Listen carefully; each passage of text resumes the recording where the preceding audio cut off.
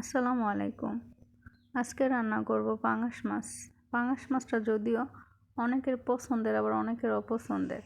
তো আমাদের মতো মধ্যবিত্ত বা নিম্নবিত্ত সবার হাতের নাগালে মাছটা থাকে, তাই এটাই আমার কাছে জাতীয় মাছ।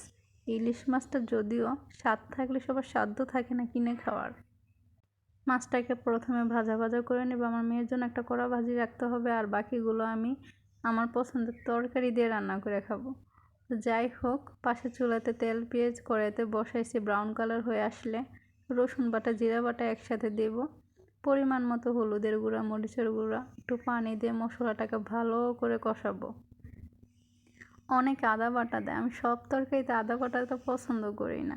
তো মশলাটা কষানো হলে এর উপরে আলু দিব। আলুগুলো ভালো করে কষাবো।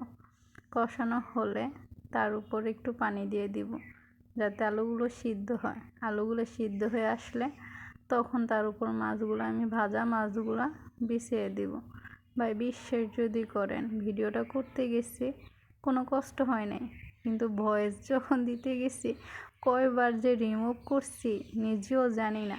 তো যাই হোক, মাছগুলো বিছিয়ে দেওয়ার পরে আমি টমেটো কাঁচামরিচ মাঝখান দিয়ে ফেলে দিছি। তারপরে ঢাকনা দিয়ে ঢেকে রাখবো কিছুক্ষণ, যতক্ষণ না পর্যন্ত সিদ্ধ হইতেছে আমার আলু টমেটো কাঁচামরিচ প্লাস মাছ। ভিডিওটা ভালো লাগলে আমার পাশে থাকবেন, আমাকে সাপোর্ট করবেন। তো ভালো থাকেন সবাই। আসসালামু আলাইকুম, আল্লাহ হাফেজ।